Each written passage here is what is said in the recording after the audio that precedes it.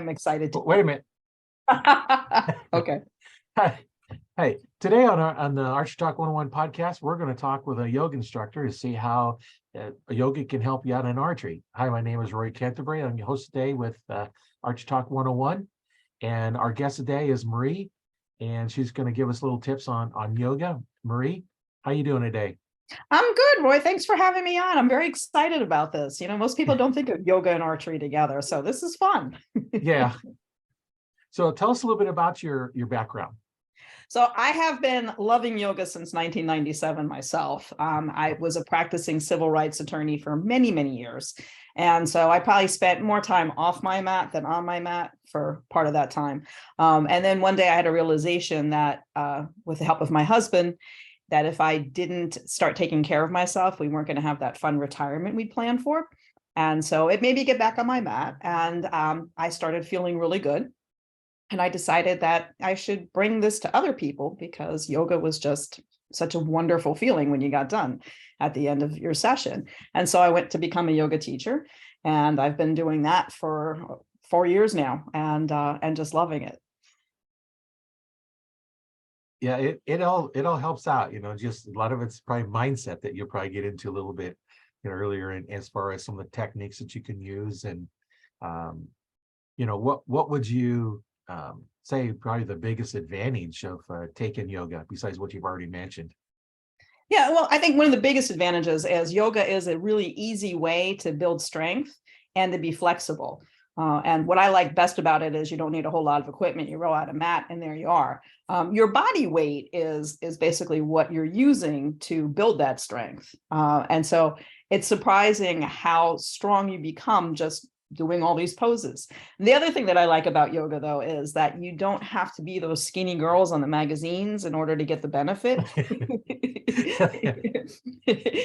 It's a type of well, I always call it a come as you are party, because you just come, you do the poses to the best of your ability, and you're going to get a benefit, and you'll become more flexible and stronger as you go. So it gives you that. It also gives you balance, which is probably a good thing to have if you're in the middle of trying to get a deer while you're with your bow and arrow. Yeah.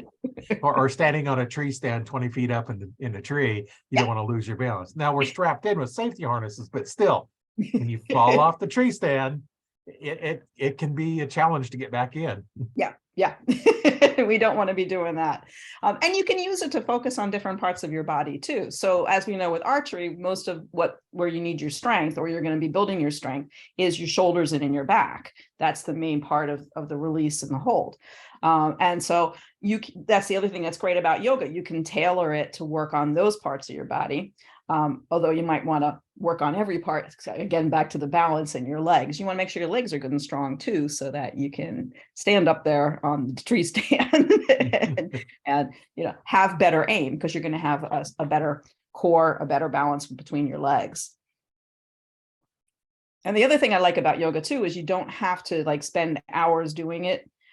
You can do just 15 minutes a day, and you're going to start building that strength and that flexibility. What I find with people is they can find the time for the 15 minutes if they're starting, and they start feeling so good, they end up doing more like a half an hour to an hour, just because they want the benefit from it.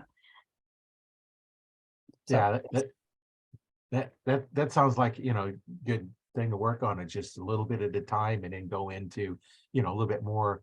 Like a lot of sports or activities, if you dig in, it's like, oh, this is fun. You do it for 2 hours, you're sore and don't want to do it again. Yeah. Build into it. Same thing in archery. When you start off, you might start off with lightweight. You don't want to start at heavyweight. I know my first bow was that I hunted with was 52 pounds, and I was able to get my first deer. It was 40 yards away, 20 feet up in the tree, with a full-length heavy arrow at 52 pounds, and then shooting and try to crank it up a little bit more. And, I'd get out like the 60 pounds, and then it was struggle above there. And then after a while, then I went up to 70, just working a little bit at a time, and just keep going. And, one of the things that you run into is, being cold, in the wintertime, because most archery hunting is during the wintertime. Now, when you shoot in tournaments and 3D shoots and stuff, it's during the summertime. So you don't have to worry about that cold. You know, you get there, hunting season starts, you don't practice as much anymore. And then next thing you know, you're in the tree stand, it's cold, you can't draw your bow back. And you struggle and struggle and struggle. But yet yesterday you shot it just fine. But today you can't even draw it back. And then you pull some muscles trying to draw it back. And you know, because you're cold. And well, that's another reason that yoga would be handy, because, you know, you may not want to be doing like all the bending poses while you're up on the tree stand, but there's poses that you can do that are great for your shoulders and your back to keep you warmed up while you're up there. I mean, both in terms of temperature, because you're moving your body, and also, you know, just moving the muscles.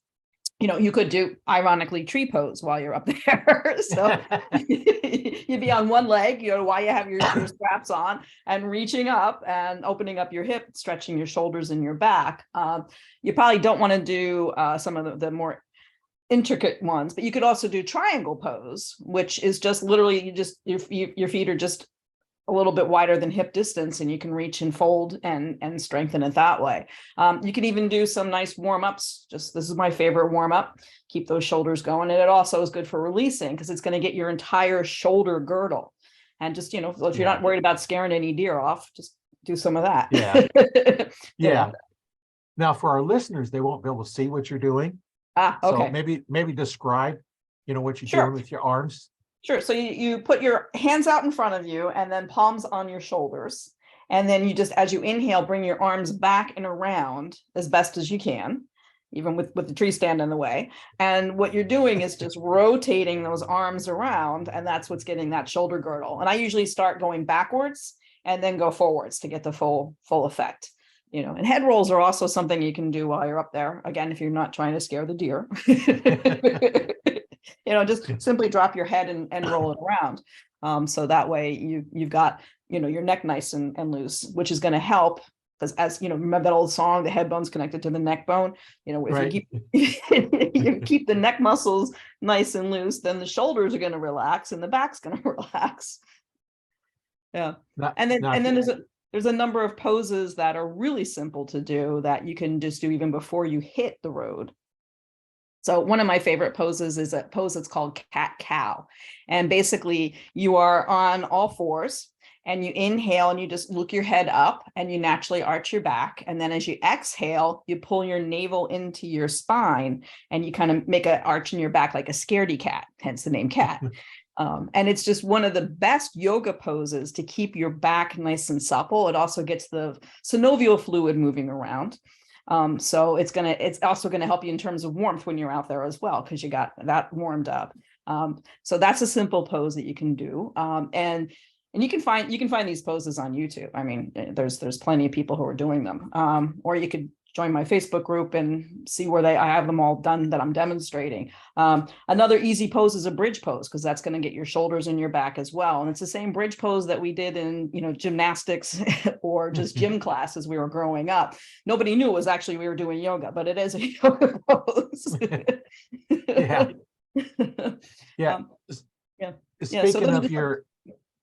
Speaking of your Facebook group, what's the name of your group? It's a little long. It's called Nourish Yourself Now and Get Ready to Live Your Dream Retirement.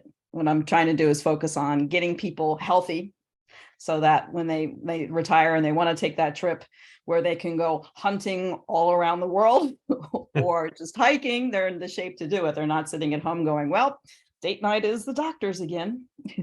Yeah.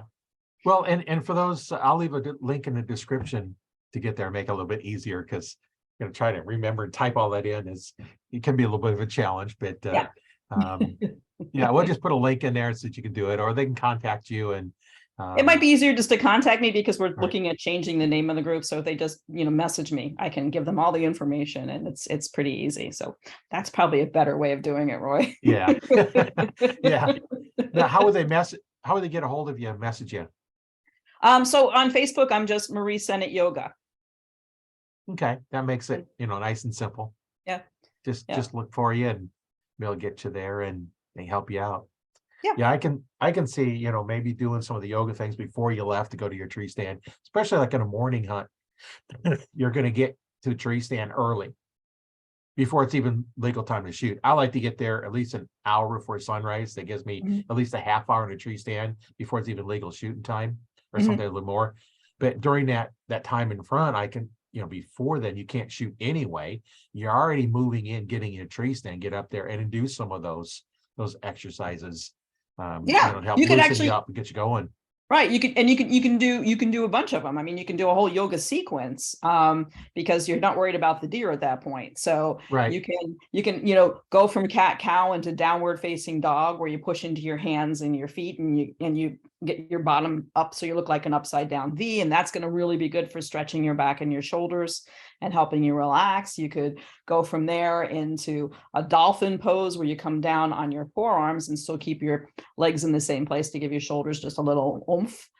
You could come to standing up and do triangle pose, which is a really, really good one for your back and your shoulders, where you basically have one foot pointing toward the left and the other one pointing toward the right, and your hips are facing the way that the right foot is, and you bring your arms out to the side and you kick your right hip out and then lean over like we used to do for I'm a Little Teapot when we were kids, if you remember that. So it's just, I always do that when I'm teaching. It's like, okay, let's go into our teapots, because people just remember Yeah. that.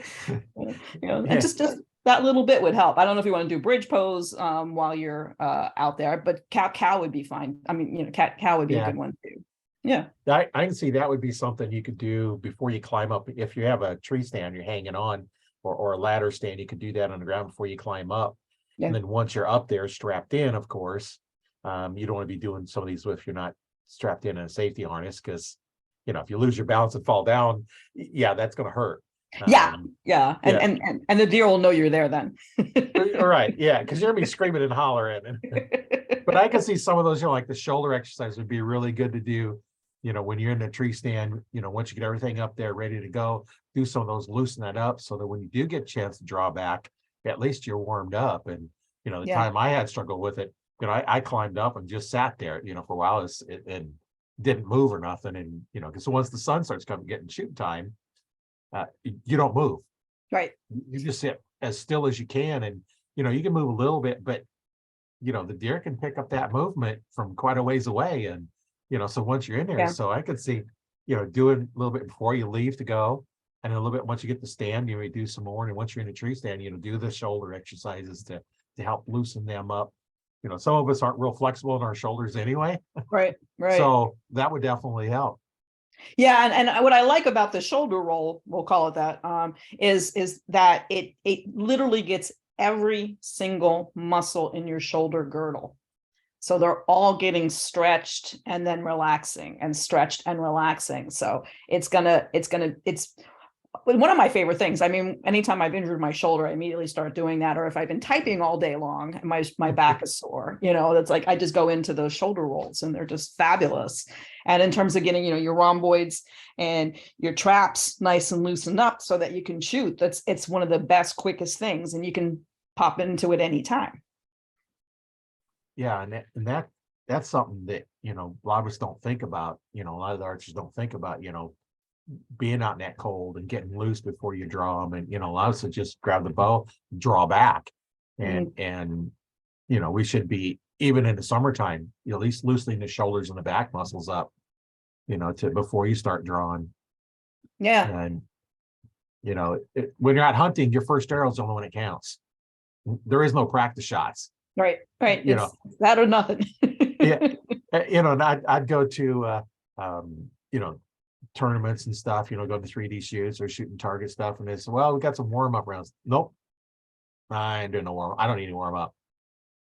I'm a hunter. My first arrow counts. I don't need to practice, because I can't practice when I'm out hunting unless you take, well, you could take a target, set on the ground, or take a field tip and shoot at a lead or something, just to get some practice in. But now you're down one arrow out of your quiver, and if they're all broadheads, I'm not sacrificing a broadhead for the dirt. Not unless I'm going through an animal first, It's like, it's a little too expensive to just give up. Right, because depending on which type of broadhead you're using, fixed blades, the ones you can resharpen, you can resharpen them, but after so much, it's hard to get that good edge on it back on it again if you've nicked it or something. And mechanicals, if you shoot with dirt, it's destroyed. Yeah. And they could be $6 to $12 a piece for them. Oh, yeah. Yeah. You don't want to just be shooting those and moving behind. Yeah. And the other thing that's nice about like the triangle pose or the I'm a little teapot pose is it's going to stretch out your lats, which are also something that you're going to need, and it'll get them warm too. So if you even just do that a little bit on the ground before you climb up, that would be really good. Yeah, a lot of good information out here. That's there's so much things that we can do to improve our skills, and looking at the yoga poses just in your form, drawing back and having that good form, how would you equate some of the yoga poses to being able to stand more steady and be a little more solid in your forms? Yeah, well, there's a number of them that focus on the legs. The warrior series, as we like to call it, are ones that are really, really good for your legs. So like warrior 1, you're facing in one direction and you would take like your right leg, step it back, a comfortable stance, and you want to have your feet like wide enough that you're balanced. You don't want to have your feet too close together because then you'll fall. Right. And that back foot is going to just be at a 45-degree angle. And then what you'll do is just press into your front heel, bend that front knee, and bring your arms up. You can bring them up to what we call like goalposts or cactus, or you can bring them up by your ears. And what that's going to do is it's going to build the strength in your legs and in your center, a little bit in your core. And so it's interesting that something that simple is going to be so good for your legs. And then if you wanted to switch that into warrior 2 from warrior 1, you'd take that back foot and you turn it so that it's perpendicular to the front foot and your heels are in line together. Turn your hips so that they're facing the foot that you just moved, the right foot in this case, and bring your arms out into a T and just look over that front arm. And again, you're basically pushing from your waist down into your legs. So you got that strength going, and you're reaching up from your hips through your shoulders. So you're working your shoulders, your back, and your legs. And it's again, another really good building pose. We were talking about tree pose before, which is another one that's great for balance, but it also is good for building your legs. And that's an interesting one to describe on a podcast. Yeah. But my training at the Himalayan Institute is to actually walk people through poses, so I could probably do it. So what you do is you'd be facing one direction, you take your right foot and make it perpendicular to your left with your heels touching. You would look in front of you and find some spot you could concentrate on so that you can help that keep your balance. And then you would take that right foot and bring it so your heel is either at the ankle or at your shin, or if you're more flexible, up at your thigh. Have your hands come into prayer in front of your heart, or you could reach them up into a V so you'll look like a tree. And the goal is to use that inner thigh on the standing leg to help you have balance. And it's a great hip opener, which is something else that's going to be good if you're standing in a tree stand, because you want to make sure you're loose there as well. And it's going to be building strength in your leg. Bet you didn't think you were getting a yoga class today, did you? Well, that's kind of, we just need to provide, some information so that, you can see, okay, yoga might be for you. And I know you've got a special class you're going to be putting on once a month. In the Facebook group Retired in Style. Tell us a little bit about what you're going to do in that on a monthly basis. So what we're going to be doing there is just focusing on how yoga can benefit you in different ways, like why it's good for aging, how, doing it for 15 minutes a day is going to give you enough for the strength that you need to be that flexible body, looking at how to find 15 minutes in a busy day so that you can do it for those of us who are still working. And looking at a couple other things, like how do you develop, like one of the things that's difficult, whether you're working or not, is how do you find a routine and stick to it?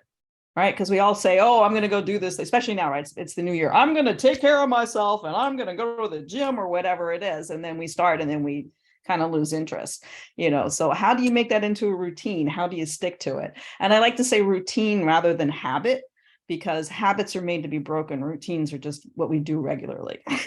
Right. Yeah. A little different attitude and a little bit different focus on what you're doing. Yeah. Yeah. And other different topics as we go along, but we'll be focusing on their yoga and aging and how it benefits us. Oh, and also looking at meditation. Meditation is actually one of the best things that you can do to head off dementia. And like nobody thinks of it that way. But it's basically calming your mind down and making it work in a different way. So that helps fend off all that white matter and keep us gray and having an active brain. Yeah. Now, for the listeners on here that are not retired or close to retirement, how could that benefit them, and why would they want to like attend a class like that that's focused towards seniors when you're not even close to senior? You might be in your 20s, 30s, or 40s, and you're not thinking about retirement. What kind of benefits could they see out of it? Well, like Roy, a lot of the topics are applicable to folks who are working too. It's just, like you don't have to be a senior to get the benefit of the strength and flexibility and balance from yoga. You don't have to be a senior to come up with a routine. The topics are pretty much like they work well for folks who are working too. And, who doesn't want to prevent dementia while they're working? Right. Last thing you want to be working and forget what you just did. Exactly. Especially in a job like you have with engineering, like forget about that. Right. Yeah, you got to keep everything straight, and a lot of things, a decimal point can make it or break it. Mm-hmm. It's just like your pilot, they put in a direction to fly, and they're constantly correcting their direction because they're always off. If you take and you're off by 1/10 of a degree and you're flying from California to New York, you won't get to New York. No, you'll get somewhere else. You probably hit Canada or South America. Yeah.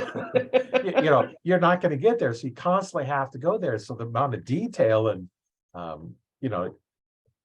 that can be a disadvantage, when it's things that don't make a difference, on detail, round off. Sometimes I'll do calculations. I'll do at the 4 or 5 decimal places. Like, hey, don't need any decimal places because it's not that important. Mm-hmm. And I've got a spreadsheet I do some calculations on, and I purposely just took off the cents, so it just shows even whole dollars. Just it keeps me out of that focusing on the little details. To get the bigger picture, and right, and that's kind of what you'll be doing in the yoga, is looking at bigger pictures.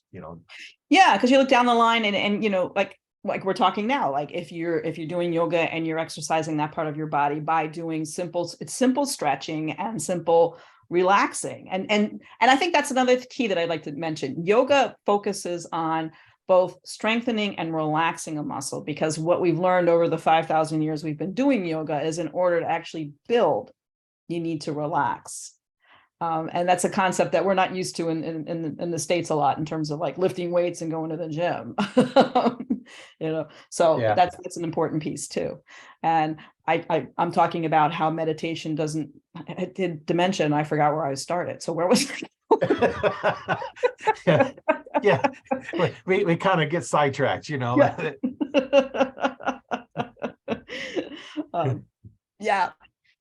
Yeah. And I think the other thing that's cool about yoga is like, a lot of us, whether, well, especially with COVID, people got a whole bunch of RVs because they wanted to stay in hotels.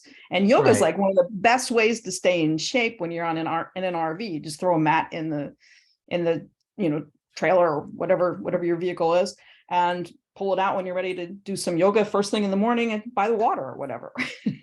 Right. Yeah. You can travel on and do it anywhere and anytime, and just you're right in the elevator. Do a couple on the elevator as you're riding up. Exactly. Freak out the people next to you, but it'll be fun. Yeah. Well, if you're by yourself, no way to know. But if not, do some stretching. Join in. I'm just stretching this, Right. Especially like in a motel where you have the luggage you're carrying, your luggage, set them down and stretch out, and pick them up and go. Right. Exactly. Yeah. So I guess some people would call it a pocket exercise because you can just Yeah. do it anywhere. Like teach, a lot of us, what's your elevator speech? You got 15 to 30 seconds. Tell me what your offer is in 15 seconds. That's all I have. Yeah. And, same thing there. You have 15 seconds, do one thing. And, you'll teach some things that you can do in 15 seconds, 30 seconds. And, in between are just stuff you can do, sitting down, just use that thing you said with the shoulders, sitting down, just roll the shoulders, and your shoulders always get tight. Sitting here typing, I do a lot of typing on computer as well. And you're sitting there typing, and if your arms aren't in the right position, your chairs are at the right height, and then you change chairs, and then your arms are up like this, and then they're way down. And yeah, and with COVID, everybody who was working at home was like, not working at ergonomic desks. They were like at kitchen tables. And so we're all like also facing carpal tunnel. And yoga is a good thing for that too. One of the exercises that I like to do when I start a class is what I call joints and glands. And one of the pieces that's part of that is just circling your wrists. And this is also something that's probably good when I'm thinking about pulling on, your arrow and your bow, right? So you just circle your wrist in one direction and then circle them again in the other, and then point and flex your fingers and pull your wrists up. And what you want to do in terms of the carpal tunnel piece is as you're pulling your fingers back, you want to pull them back as far as they can comfortably, because that's going to stretch all those wonderful tendons that get all caught up in the carpal tunnel. So I'm now picturing really interesting elevator rides, Roy. Yeah. Well, some elevators are really fast, so you don't have much time. Other ones is like, okay, I'm falling asleep waiting for this elevator to get to the next floor, and you just never know. Some are really fast, some are really slow, and it's something to do. And I know the wrist, rolling the wrist, I do that because my wrists will get a little bit stiff. I did about 20 years of Hapkido, and you do a lot of joint stretching and and twisting the arms and just kind of loosen joints up. And every once in a while they'll get stiff, and I'll just sit here like you said, just roll my wrist one way and roll them back the other way. We used to say you roll them one way for a while, but you got to go the other way because you don't unscrew your hands. Right. Got to go both directions. Right. And doing same with the. I was going to say same thing with the ankles. Yeah, exactly. Yeah. Exactly. And also when you're doing that with the ankles too, that helps with balance.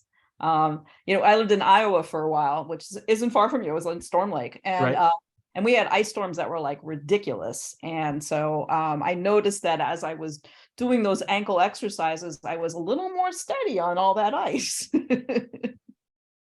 Well, and one of the things too is, you're more flexible. So if you do step, up on a curb or, on something, that ankle is more flexible, and then you're not as apt to, pull or strain something.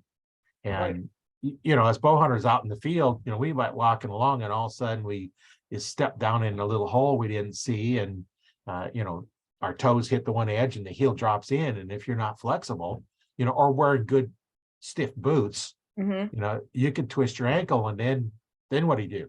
Right. If you're on your way to your tree stand, you still got to go to your tree stand and climb up. But with that ankle hurting, you may not be able to climb in your tree stand, Right. or you're pulling a deer out. Now then you can't even pull the deer out. Now what do you do? Right. Now you're really stuck. Yeah. That's why you always want to have somebody with you, or a buddy that you can call and say, hey, I'm here. I need you to help me pull this deer out, or whatever. I hurt my ankle, and I need help walking out. Yeah, good idea. Yeah.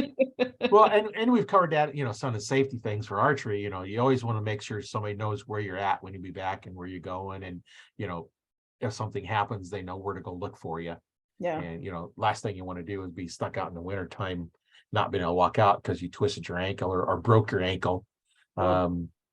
Yeah, I don't even want to think of that. Oh my God. Twisting is sore. At least you could still walk on it. But if you broke it, you can't walk on it. Now that you got to know, how to make yourself a splint, so that you can, support it, so you can at least hobble out. A lot to this. Yeah, there's a lot, that's why, I have a lot of information on some of the older past podcasts, about different things like that, like safety and what to do in different situations. And, you know, I've been doing this for well over a year now, and we've got lots of content out there for people. And, you know, I'm doing a lot of more interviews now because, you know, providing a lot of information and insights, you know, and to see what different aspects people have, and, you know, what is there out there for the archers. And, you know, that's Yeah. why I went, when you agreed to come on the podcast, like, well, that'll be perfect, because this is a subject that we haven't really addressed too much, is some of that. I did have a physical therapist on, you know, a while back, you know, talking about shoulder injury and how to work on that. But, you know, this is nice because we can prevent, how to prevent them, Yeah. you know, keep them loose, how to prevent from getting those shoulder injuries. All right. So you And, don't you need know, the how to, physical therapist. right, let's avoid the physical therapist. Come to you first, forget the doctor later. Right, right. Well, you won't need the doctor if you do it if you do it Right, right. right. Well, and that to a lot of good form too. And that's why, you know, I developed an online coaching program, you know, to help people with their form, Mhm. and looking at that. And, you know, now, you know, I can send them your way if you want to learn, you know, here's some yoga poses that can help you strengthen certain things instead of, you know, just hitting the gym. And, um, you know, like you Yeah, said, relax. You know, if you're not relaxed, you can't shoot your bow. right, You can't right. be stressed. Yeah, because everything tightens up and you don't have the movement. And your muscles are work harder, and you can pull and injure them. You've got to be relaxed. If something's stressing you out, you know, with archery, you have to focus on the most important thing you're going to focus on is aim. Mhm. So your whole focus is on where that arrow is going to hit. And you just draw back, store the energy, and then your focus is changed to that. So, you know, like with some of the meditation, not Mhm. medication, meditation techniques that, you know, they can learn from you, you know, will help you in focusing on seeing that target, visualizing that arrow going to where you want it to go. Yeah, And you know, that's all, you know, a lot of mental game. There's a lot of mental game. And I've had a couple of podcasts that talk about mental issues, and some of the archers I've talked to, you know, their mental game and their mental attitude towards it, you know, is just amazing. And some of them I know are going to end up in the Olympics just because of their attitude and their practice, and their just the way they are. yeah, And you know, that's where, you know, there's so many things out there for it, and there's just always something to learn. You know, yeah, whether you're a beginner, never even picked up a bow, you know, or you've been shooting for decades and you're shooting in the Olympics, right. or, you know, you're shooting the pro divisions in your archery tournaments, you know, they can learn something too. There's always something you can learn. And that's why, you know, I'm trying to get as much different. Well, I'm not trying, I'm You're getting doing different. it. You're doing it. You're Yeah, making it I'm happen. not, they can't try. It's, you know, it's one of those things people say, like try to stand up. Yeah, Or like Yoda said, do or do not. There is no try, exactly. right? So Exactly. yeah, that's why I'm having so, you know, a variety of people in here. You know, I have interview with you, which has been really great. Has a lot of good information, Thanks. you know, Actually, I'm and just then thinking there's a couple other things in terms of meditation since you brought it up. yeah, go ahead. Yeah. So meditation, if you do just 5 minutes a day, that is going to be a huge benefit for you. You're going to be more present. You're going to be more focused. And for those of us who tend to, well, when I was a lawyer, I didn't have a lot of patience. I also didn't pause before I spoke sometimes, and that was not good. But meditation gives you that pause that you need before you say something stupid.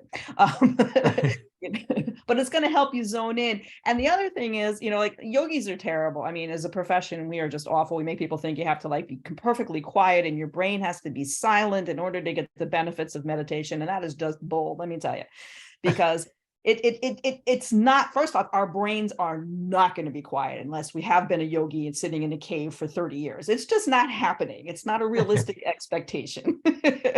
And so what you want to do is a meditation that is a guided meditation, so that when your brain starts to wander, because it is going to, you can say to yourself, let me finish this thought, because God forbid you try to stop it, because then you're going to be in this weird fight and that's going to just defeat the whole purpose. Yep. You know? So you just let the thought finish, and then you've got something in the background, you know, like somebody telling you a story or doing a body scan or something, so your brain can go back to that and quiet a little bit while you're doing the meditation. I know I was at an event one time, and the guy was, you know, had us close our eyes, And Mhm. then he's walking us through all these things. And I was going through it. My mind is off on about 4 or 5 other subjects at the same time. And then, it's hard, because, his voice, you kind of bring it back a little bit. But, Yeah.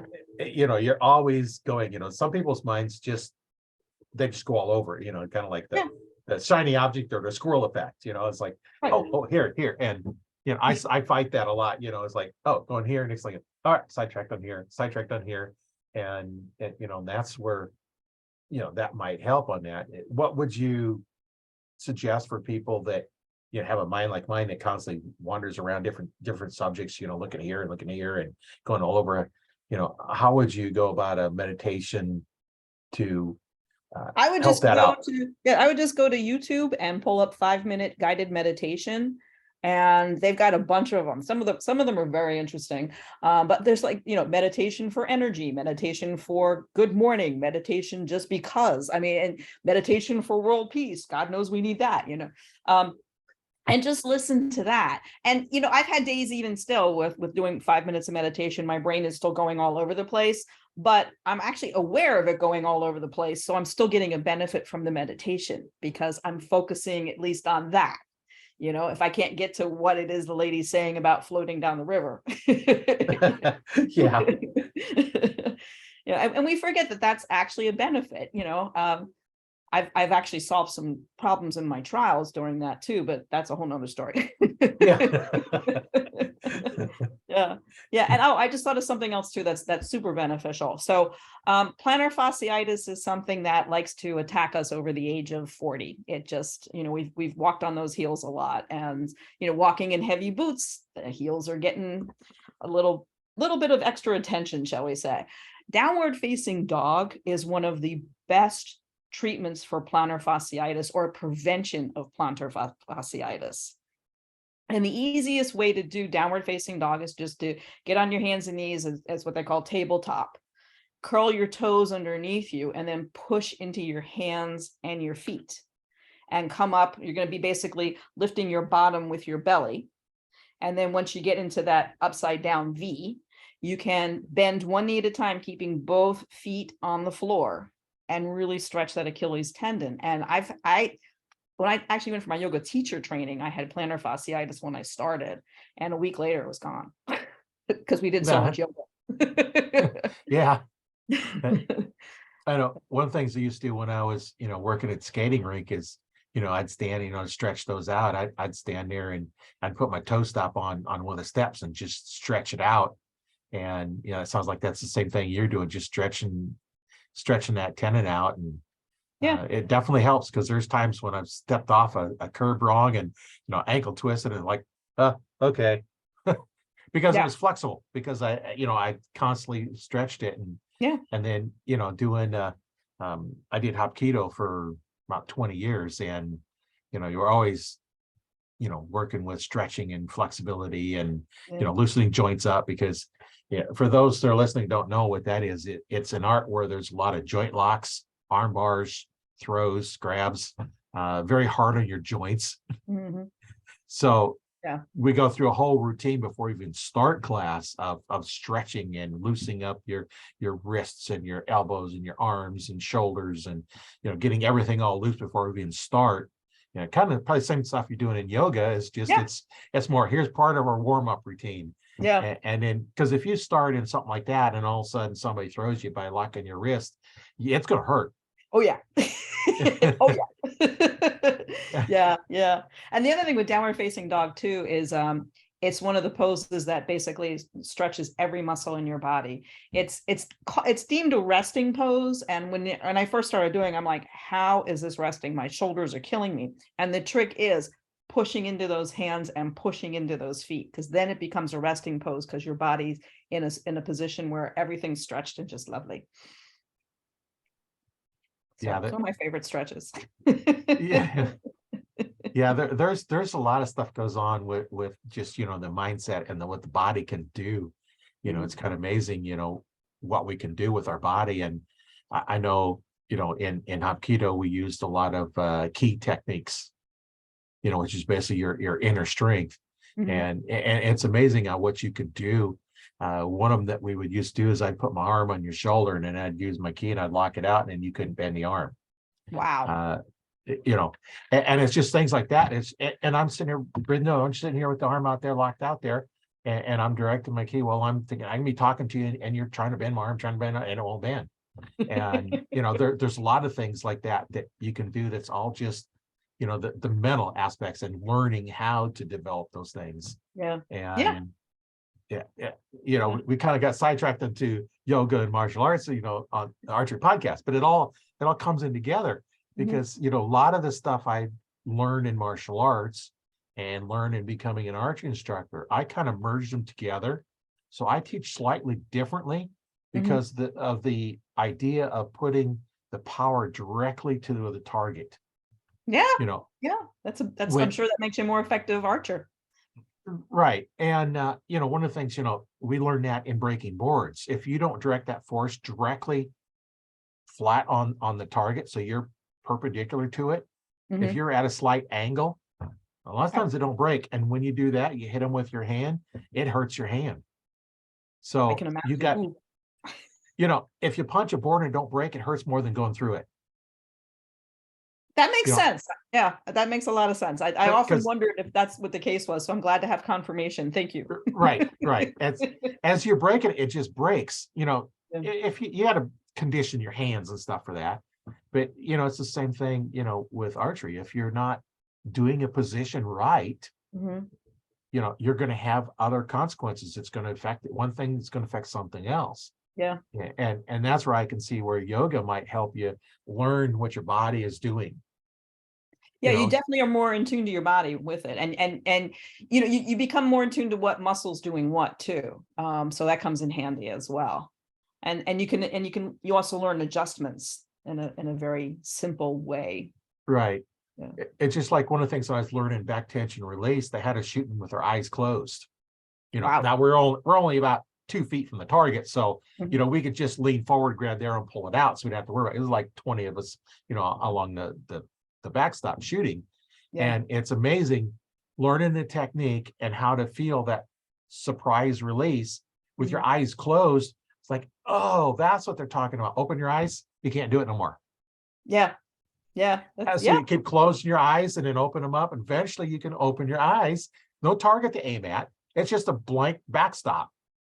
And no target to aim at. And in fact, it's better off you don't have sights on it because you're not using them anyway. And then finally to get into doing the aiming, and you know, it's just all body awareness. And that's where, you know, any of your martial arts types, whether it would be karate, taekwondo, hapkido, judo, yoga, any of those type, or tai chi, you know, any of those arts are going to help you be more aware of your body. You know, so I can see how, you know, taking some martial arts class of some kind, you know, one of them all fit in the realm of martial arts. You know, you don't think of tai chi or yoga as being, you know, an offensive type of you know, martial art, but it can be. Especially tai chi. It's just yeah. Well, when you look at the tai chi moves, the moves they're doing is actually blocks and attacks and stuff from it. You know, and you know, they all kind of fit right in together. And you know, every once I'll look over at my screen and see if anybody's making any comments, you know, in the live cast. Because I do go live in the Archery Talk 101 Facebook group when I'm recording these. So if you're in that group and would like to ask any questions of our guests or me or anything, you can always post a comment in there. So that's kind of one of the things, advantage of joining that group. Yeah, indeed. And you know, and getting into your Facebook group, you know, would be a good option for those interested in yoga. Joining the Retired in Style Facebook group, where we're going to have that live monthly event going on in there, would be good. So you can join that. You don't have to be retired to get in there. In fact, you probably don't want to be retired all the time. You know, I mean, it's a good place to prepare for retirement is where I was going. I didn't come out right. We know where you was going. It just I do the same thing. I start talking. It's like, oh, I should have paused a little bit and meditated before I spoke. Right, exactly. Hit that pause and know what I'm going to say. Yeah, Yeah, the mind's working faster than the tongue can talk. And then it's like going in, it's just learn, sometimes you need to learn to slow down. And, Yeah. that all applies to, any sport, whether it be, archery or shooting firearms or any sport you're playing, whether it be, basketball, tennis, or anything. And I imagine, yoga will help. Well, basically, it helps your body. Yeah. So It also helps you be in tune to your body. So it's interesting. Like when I started doing yoga, I also lost weight, and it wasn't that I was eating differently per se. I mean, what ended up happening was I was more in tune to when I was full and when I was actually thirsty, not hungry, because a lot of times thirst makes you think you want to eat something. right. And so it was like an interesting added benefit. It's like I was better in control of making my body healthier that way too. Yeah, I think we could talk for hours on this, but we do kind of want to limit it down a little bit. But Yeah, sure. yeah, Yeah, well, yeah. So it was good talking with you, Roy. yeah, and I'll leave some descriptions in the for the podcast in the description below. I'll leave some links in there. Make sure you check that out. There's a lot of good information in there, and I do post these videos on YouTube as well.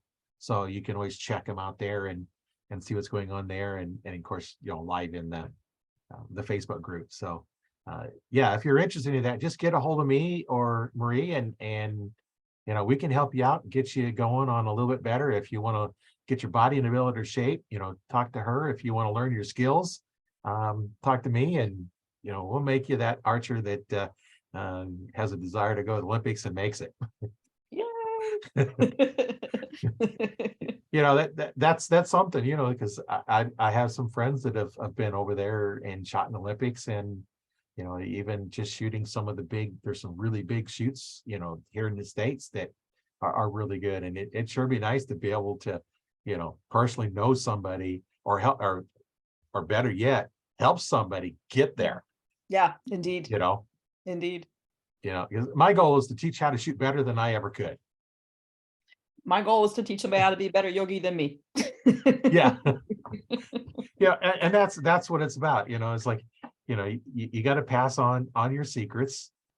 Now, some things, the student never out knows the instructor, because the instructor, we're constantly learning. So Right. as we learn new from our experiences, then, the student is catching up. But when we stop, the student passes us. And, it's always nice when you see, like a new archer, all of a sudden it clicks and they take them groups and just shorten them way up. And I imagine you have the same feeling when you see one of your students, have the same epiphany, where it's like, oh, I got it. Yeah, I got it. Or I was this is a funny story. One of my clients before COVID, when I was actually in a studio, was an older gentleman who was in his early 70s, and he was super, super, super stiff. And then at one point he turns around and he looks at me and he goes, Marie, you've made me a better driver. And I'm like, I'm almost afraid to hear where this is going. Yeah. And he's like, I can turn my head and really see when traffic's coming now. Before I couldn't do that. Oh. But something that simple, came back to him. And I was like, okay, well, I'm glad I didn't know you couldn't turn your head before now. Yeah. Makes me want to not be on the road when you're on the road, but yeah. But it's simple things like that. It's not, it doesn't have to be, oh, I'm, a fantastic yogi and I'm, touching my toes and my nose is to my knees. It's, simple things like I can do something better. That's always good. Yeah, I know I talk to archers once in a while that will have an injury or something where, where they, they can't bend their wrist all the way to, get the ideal grip, or can't turn their neck, one way or another very well. And, some of this stuff, might be just the ticket for them to try some of this out. Yeah, absolutely. So, well, I really thank you for being on the podcast. It's been a lot of fun talking to you. A couple of the things that I can always talk about is archery and martial arts. So, those are two subjects that, I've done quite a bit of and enjoy talking about. And my hope is for everybody listening to the podcast or getting something out of it. And if you have any questions, make sure you get a hold of one of us. We'll definitely help you out. That's the whole reason for me doing this, is to help out the archers to develop their skills, to get to be the archer they want to be. Yeah. And that's just the nice thing about it, is you get to help people. And like one of the things is, if you help enough people get what they want, you'll get what you want. And somewhere down the line it happens. Yep. yeah it might take a while, but you got to help enough people. And it's kind of more like that attitude. The more people you help, you put this good vibe out in the universe, and eventually it'll come back to you. Yep. Yeah, well, this was a lot of fun, Roy. I really enjoyed our talk. Yeah. Yeah, we could do this another time, and we'll be get together in the retirement style group, Yep. on a monthly basis. So that'd be a lot of good information and help people out. And those that want to get more information, make sure you get a hold of us and get into the groups, because we can all help you out. Indeed. Any parting thoughts before we go? Just don't think you have to be that skinny girl to get the benefit of yoga. It's there for everybody. Now, what about the fat guys? The fat guys especially can get into it. Let me tell you.